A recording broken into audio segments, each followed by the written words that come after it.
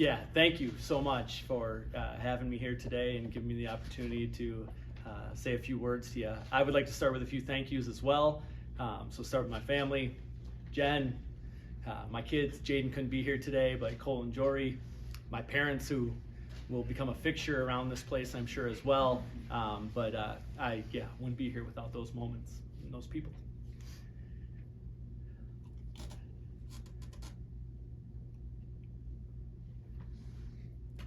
I'd like to say thank you to Leon and his staff, right? What a, wonderful place this is.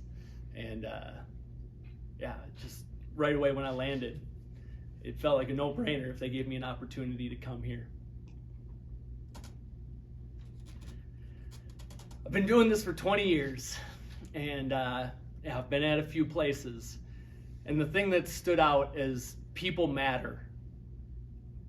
And so when I decided that I was going to start doing this search, the biggest thing I was looking for was the right people. And a place where I felt like I could be authentic and help guide young people to find their authentic voices and try to become the best versions of themselves during this process. These years are hard, right? 18 to 22, super formative.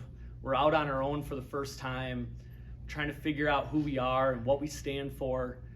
And we're doing that in the spotlight of the arena, right? With people coming and watching us and judging us and posting about us in social media. And it's a tough time. And I believe that this responsibility we have as leaders in that is really important. And that will not be taken lightly by myself or my staff. We will try to do our best to be the best role models we can be, all while pushing these young people to grow in who they are as humans, grow in who they are as competitors. And I think if we do all those things and we do them in a good way, we will produce championships. And we'll hang some banners in our facility, and we'll participate in some NCAA tournaments. And if we continue to do that, who knows where we could take this thing. So the right people are here. I believe in the leadership that is happening from Leon and his staff. I believe that their support in volleyball is going to allow us to accomplish the things that we want to accomplish. And I'm just really excited to be here and get a chance to get going. Finally, I would like to thank Hugh McCutchen.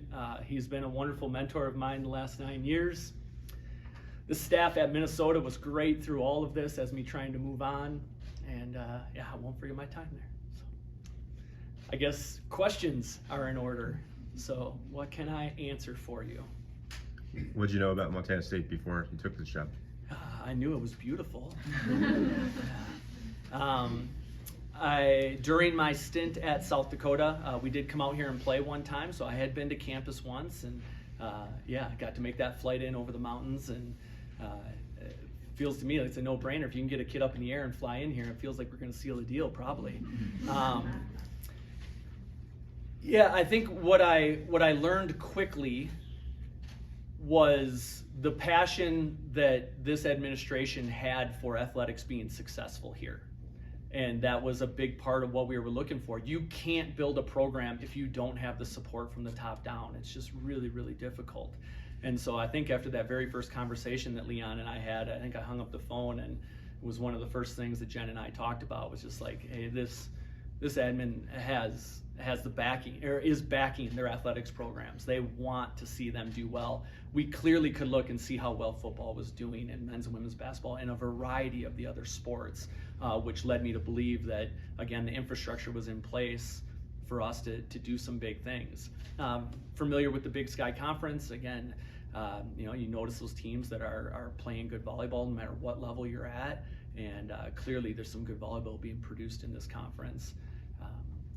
And this is we got some good recruiting, not only locally, but you can go south into Colorado, you can hit some, there's some good recruiting in this area of the country, and probably some real hidden talent because of the club volleyball scene not being as large as it is maybe in some of the bigger metro areas, right? You can get some talent in this area that maybe other people all aware of. So we're going to utilize that to the best of our ability. What do you think of the team, talent-wise, that you just inherited? Yeah, there's some really nice pieces in place. I think, again, over the course of, while I was interviewing for this, I don't know, maybe I watched a dozen of their matches from this past year. It's clear that they can play volleyball. It's clear that they're physical. First touch was going pretty good. They could handle that. And again, some really good individual performances happened this year. I think what you could see is there was inconsistency, right? Some really good performances, some not so good performances, and maybe a variety of things in between that stuff. And so that'll be a big part that we got to get going, is we got to get consistent, right? We got to raise the level of maybe our floor, right? Continue to build up what our baseline is of mastery, and maybe stable things out a little bit and be a little bit more consistent across the board. So it's not so night to night how we're playing. But I have a lot of confidence that we already have the talent in the room to do some things. And for sure, we're going to try to recruit really well as well. As we graduate players and they move on, we're going to have to fill that with talented kids. What's the first thing on your agenda? This.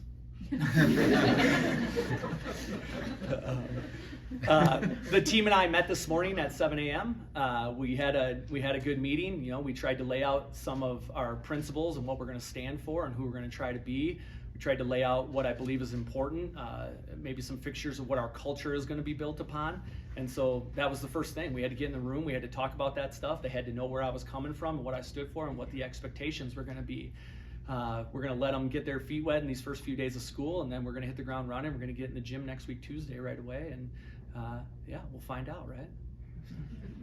Coming from Big Ten country, obviously it's a very rich volleyball program, just community over there. What's your vision for this program? Obviously, winning a Big Sky championship is something we've heard over the last couple of years. What's the plan to attain that?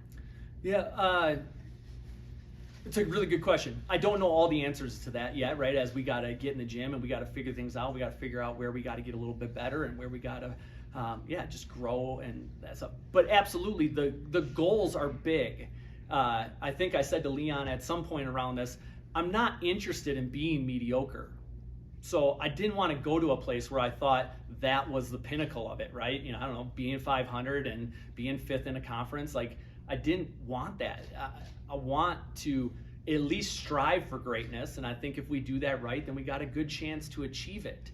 So yes, we'll have some outcome goals, but before we can ever really, think about attaining those outcome goals, we're going to have to put some things in place, right? We're going to have to get better at volleyball. We're going to have to establish this culture piece. We're going to have to work on things, and hopefully we can get some of those things in place this spring.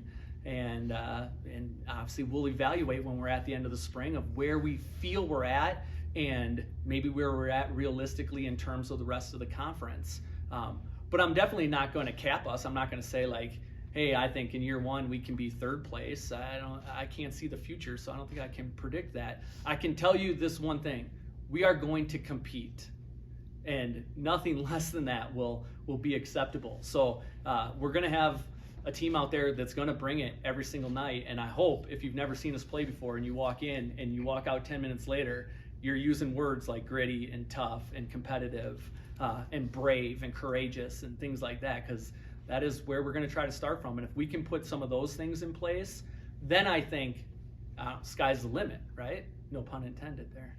So, Any decisions yet on assistant coaches, or still TBD? Still TBD, but I think we're close. And your recruiting focus, your philosophy, do you have any kind of guiding principles, any hotbeds you really focus on, I guess? Well, first of all, we try to grow it, right? I got to get to know this area better. We gotta find out the local stuff, right? And so for sure, next week I'm sure I'll be on the phone a ton with high school coaches and local club coaches in the area. I got to build relationships with them, of the ones that I don't know already. We have some really good recruiting ties in some excellent places that produce really good youth volleyball. So for sure we've got good ties in Minneapolis area, right? And I think Minneapolis could be a really good pipeline for us. Similar weather, all that kind of stuff, right? You're not going to shock anybody by flying them into Montana from Minnesota. So that's good. And the youth volleyball in Minneapolis is really good. It's one of the best in the country right now. Obviously, my ties back in the Milwaukee area are still strong. We recruited that area really heavily at the other places that I've been at and at Minnesota. And then, sure, there's pockets, right? You know, like Texas is producing great volleyball right now. SoCal's producing great volleyball. Denver's producing great volleyball. And we have relationships in all those areas that we've established over the years. And yeah, we're going to look to go into those places as well. But ultimately, the recruiting philosophy is we're trying to find the right fit, you know?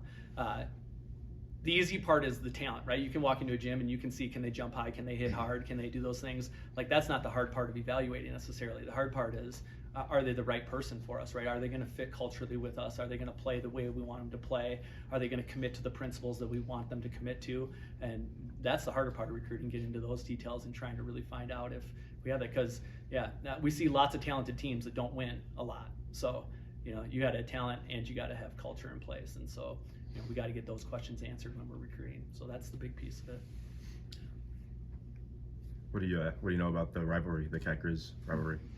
I know there was 6,000 people in the stands last year for it, so that's pretty cool. I think somebody compared it to me I was the head coach at South Dakota for 6 years. So it's been compared to me of what, you know, USD and SDSU are a little bit, right? You know, you got 2 Division I schools in your state. Most people in South Dakota are either red or they're blue kind of thing. And it sounds like that's fairly similar here in Montana. So it's a big game, 2 big games for us, right? And for sure, like everything, I'm sure the pride is strong here. And it'll be important for us to put on a good show on those nights. So you played baseball. How did volleyball kind of get to be your career?